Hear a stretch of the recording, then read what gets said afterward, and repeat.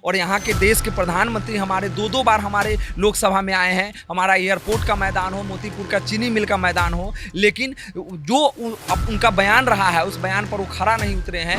वैशाली की युवा इस बार छलावा का शिकार नहीं होंगे। जो वैशाली की संभावनाएं थी उस संभावना पर काम नहीं हुआ। वैशाली का जो विकास होना था वो विकास नहीं हो पाया। वैशाली में बंद पड़ी चीनी मिलों को चालू नहीं किया गया। देश के प्रधानमंत्री बार बार आके भाषण दिए कि यहाँ से हवाई जहाज उड़ेगा। क्या पूरे वैशाली लोकसभा में एक युवा नहीं दिखा चिराग जी को या अन्य पार्टी को टिकट देने के लिए जो वैशाली का नेतृत्व कर सके? रोड कैसनो रहे लेकिन ऊपर से जो गेटवा रहे तो बहुत भौकाल में बड़का बड़का अक्षर में नाम लिखल और बड़का बड़का अक्षर में संगमरमर पे नाम पिटावल, उससे काम न चली।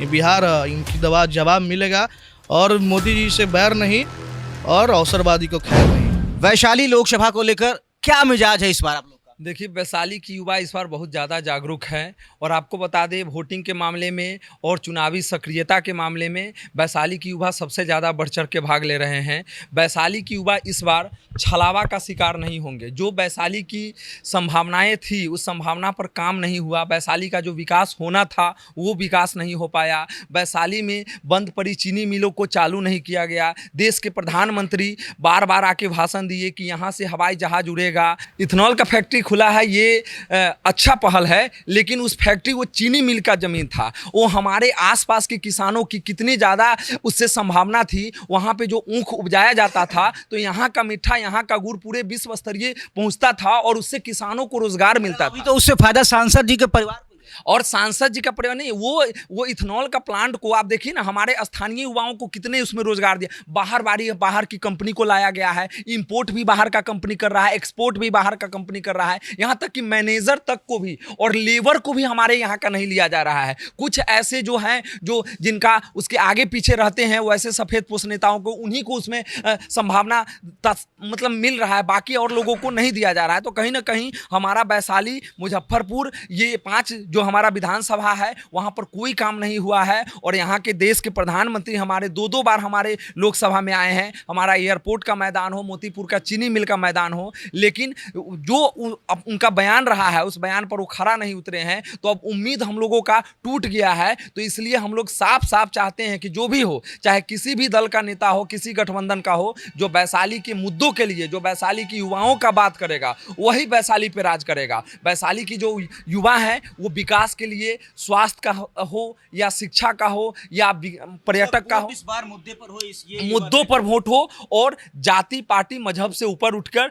जो काम करेगा। और हम आपके चैनल के माध्यम से भी तमाम युवाओं से भी अपील यह करना चाहते हैं कि आप जाति पार्टी मजहब के नाम पर अपने वोट को बर्बाद न करें, लेकिन ऐसा कैंडिडेट को आप अपने बीच में अगर लगता है कि कैंडिडेट कोई ऐसा है जो आपके मुद्दों के लिए, आपके क्षेत्र के लिए सही हो सकता है, आपके मुद्दों पर काम करे, वैसे लोगों को जिताएं और उन नेताओं से अपने क्षेत्र का काम करवाएं। क्योंकि काम करवाना, जितवाना और उनके नेता का चमचागिरी करना, आजकल जो युवा नेतृत्व है वो चमचाई पर ज़्यादा ध्यान देते हैं और चमचाई के कारण है कि क्षेत्र का आप जिसको जिताइएगा उससे सवाल आप नहीं कीजिएगा तो निश्चित तौर पर 5 साल वो बर्बाद हो जाता है। तो हम जब सदन में भेज सकते हैं तो हम सदन से सवाल कर सकते हैं और इस भूमिका में रहना होगा युवाओं को। और सारे कार्यों के साथ साथ लोकतंत्र का यह महापर्व है, ये चुनाव है, वो भी आम चुनाव है, लोकसभा का चुनाव है। तो तमाम युवा सक्रिय हो जाएं और अपने मुद्दों की बात करें अपने नेताओं से। और जो नेता हमारे मुद्दों पर, हमारी जो समस्याएं हैं वैशाली की, जो मूलभूत समस्याएं हैं उस पर जो काम करे, शिक्षा, स्वास्थ्य और पर्यटन की बात करे, उसके साथ हम लोग चले आगे और उसको जिताने का काम करें, ताकि ऐसी जो पूंजीवाद की जो पार्टियां हैं, जो पूंजीवाद को तरजीह देती है, ऐसे लोगों को हम लोग सबक सिखाने का काम करें। यही हमारा कहना है। चिराग पासवान ने क्यों एक बार बीना देवी पर भरोसा जताया? क्योंकि नाराजगी जो है वो क्षेत्र से देखने को मिली है। खुद चिराग पासवान की पार्टी के भी नेता जो है वो बीना देवी के नाम के खिलाफ थे। आपने देखा कि जिस तरीके से टिकट मिलता है बीना देवी को और उसके बाद इस्तीफों की भरमार शुरू हो जाती है, तो चर्चाओं का बाजार गरमाया हुआ था कि टिकट जो है वो बीच दिया। कहा गया है ना, बाबू बड़ा ना भैया, जग में बड़ा रुपया। पैसा चला है, पेटी भर के लेकर के गए हैं और चिराग जी को दिए हैं और चिराग जी ने पैसे के एवज में उनको टिकट दे दिया है। नहीं तो स्थानीय सांसद का 5 साल में 5 काम बताइए जो उन्होंने किया हो।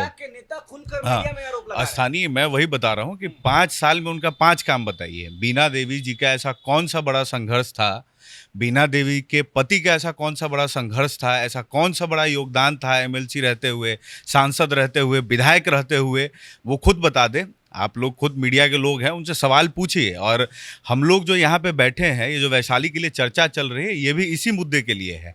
हर बार किसी न किसी कैंडिडेट को वॉक ओवर दे दिया जाता था, या जात में या पात में बांट दिया जाता था, और जनता अपनी समस्याओं को भूल जाते हैं। किसी के जात का कैंडिडेट आ गया तो वो अपने जाति विशेष के लोगों के लिए प्रचार करने लग जाएगा। किसी के पार्टी का टिकट, पार्टी से कोई कैंडिडेट आ गया तो पार्टी भक्ति में चला जाएगा। तो क्या युवा हमेशा झंडा ढोएगा? क्या युवा हमेशा दरी बिछाएगा? जब कैंपेन पॉलिसी, जब कैंपेन स्ट्रेटेजी युवा तय करेगा, जब रैली में भीड़ युवा जुटाएगा, मंच से जब बड़ी बड़ी भाषण होगी कि युवाओं को आगे आना चाहिए, युवाओं को नेतृत्व करना चाहिए, तो वैशाली में 60% युवा हैं 40 साल से कम के, और 30% युवा है 30 साल से कम में। क्या टैलेंट का पैमाना, या राजनीति में जो टैलेंट का पैमाना होता है, क्या पूरे वैशाली लोकसभा में एक युवा नहीं दिखा चिराग जी को या अन्य पार्टी को टिकट देने के लिए, जो वैशाली का नेतृत्व कर सके? आखिर सवाल ये है कि वैशाली की धरती है, क्रांतिकारी धरती है, वर्ल्ड फर्स्ट डेमोक्रेसी, लोकतंत्र की जननी। यहाँ से बदलाव के लिए हमेशा ये धरती जानी जाती है, और सरप्राइजिंग रिजल्ट आया है। और युवाओं से हमारा अपील है कि एक कहा गया है ना कि अगर घर सजाने की तमन्ना रखते हो तो एक मजबूत घर की नींव रखो। आखिर सोशल मीडिया से ऊपर उठ करके जो संघर्ष कर रहा है उसके साथ में जाइए, उसकी आवाज़ को बुलंद कीजिए, और अपने भविष्य को देखते हुए, और वैशाली के आम आवाम से हमारा निवेदन है, जनता से निवेदन है कि अपने बच्चे के भविष्य को देख करके शिक्षा, स्वास्थ्य और गांव के मुद्दों को देखते हुए नेताओं से सवाल करें और उसको लेकर के वोट करें। वैशाली जो है लोकतंत्र की जननी है, और यहाँ तक कि वैशाली को ठगा गया है। महज 15 सालों से जो देखते आया जा रहा है, सो वैशाली को ठगा जा रहा है। और जो भी आश्वासन मिलता है, लेकिन उस आश्वासन पे खरा नहीं उतरता कोई भी नेता हो। और वैशाली में इतने अच्छे अच्छे पर्यटक स्थल है, जो कि वैशाली स्तूप, वहाँ एक बार चले जाइए, वहाँ का जो स्थिति आपको देखने के लिए मिलेगा वो काफ़ी मतलब भयावह स्थिति है। वहाँ पे ना कोई सरकार का नज़र है, ना कुछ है ऐसा कोई। लेकिन हमेशा एक वैशाली संसदीय क्षेत्र में सिर्फ गेट बनाने से तो उसका विकास नहीं ना होगा। बड़ा बड़ा भव्य भव्य आप गेट बना दीजिएगा, उससे विकास तो होगा नहीं। उसके लिए काम करना पड़ेगा, रोजगार की व्यवस्था करनी पड़ेगी, युवाओं के लिए आपको कुछ करना पड़ेगा। और तो तोरण द्वार की बात कर रहे हैं, ऊपर से टिप टाप, नीचे से मकान। बस रोड कैसनो रहे, लेकिन ऊपर से जो गेटवा रहे तो बहुत भौकाल में बड़का बड़का अक्षर में नाम लिखल, और बड़का बड़का अक्षर में संगमरमर पे नाम पिटावल, उससे काम न चली। ये बिहार है, इनकी जवाब मिलेगा। और मोदी जी से बैर नहीं और अवसरवादी को खैर नहीं। एकदम इसी मुहिम के साथ जो हमारा बात करेगा, जो हमारे साथ रहेगा, उसके साथ हम रहेंगे। आप कह रहे हैं अपने वैशाली के सिटिंग सांसद को, बीना देवी, जो कि पार्टी और परिवार में जब टूट होती है तो उसका एक बात बीना देवी की नहीं है। बात बीना देवी तो महज 5 साल से सांसद है। इससे पहले की बात, वैशाली का क्या विकास हुआ है? वैशाली एक महज एक स्तूप है, उसका तो आप कायाकल्प तो कर ही नहीं पाए हैं। और एक रोजगार की व्यवस्था नहीं है, ना एक अच्छा हॉस्पिटल है वैशाली में। आप सांसद आखिर में एयरपोर्ट की बार हमेशा मोदी जी आते हैं, ठीक है, लेकिन मोदी जी तो भाषण देके चले गए, लेकिन इसको आखिर मुद्दा कौन उठाएगा? जो हमारा प्रतिनिधि होगा वही ना मुद्दा उठाएगा। कभी देखे हैं कि बीना देवी जो है संसद में बोल रही है और वैशाली की समस्या को वहाँ पर जो है रखा जा रहा है? कभी सुना है आपने? नहीं, हमने तो अभी तक देखा नहीं है। यहाँ तक बस बीना देवी चाहे कोई भी यहाँ के जो उम्मीदवार हैं सांसद के, बस वो चुनाव के वक्त दिखते हैं, और चुनाव जीत के कहाँ जाते हैं वो किसी को पता नहीं चलता है। आम लोगों से तो उनका मुलाकात होता नहीं है।